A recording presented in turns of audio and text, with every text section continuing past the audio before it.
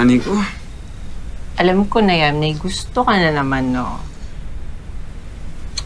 Wala naman. Gusto ko lang i-renew mo yung gym membership ko. Mag-expired na eh. Grabe ka naman. Kapibalik ko lang sa'yo ng jacket ng gusto linggo, ah. Wala akong pera. Naman. Hirap nang maglambing sa'yo ngayon. Sige na, please. Please.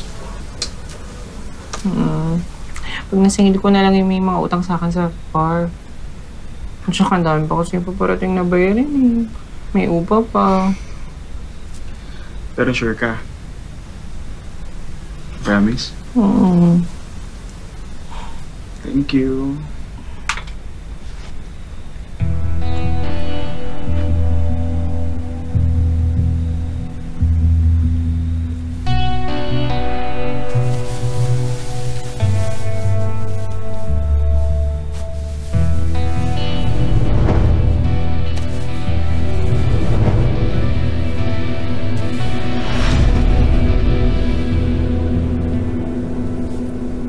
Chris?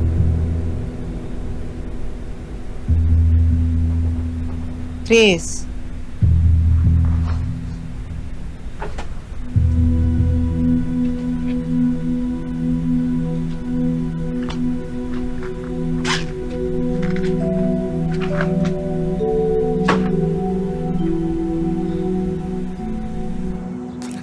Ay, nako, te, ha? Nako, wag na wag kumakasalubong yung jowa mo dahil nako, kukompyanin ko talaga yung pes niya.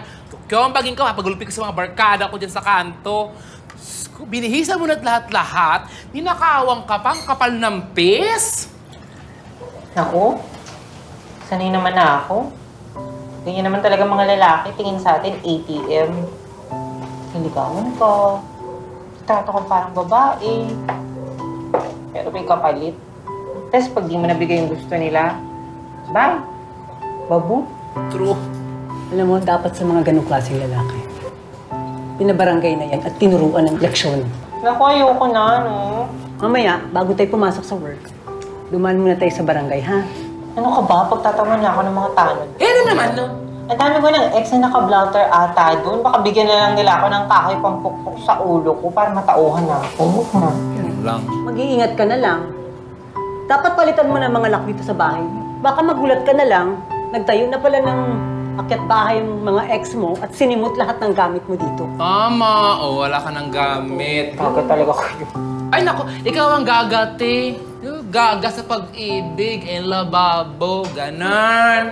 Ay nako, no. Wait muna sa mga boys. Focus muna ako sa karera.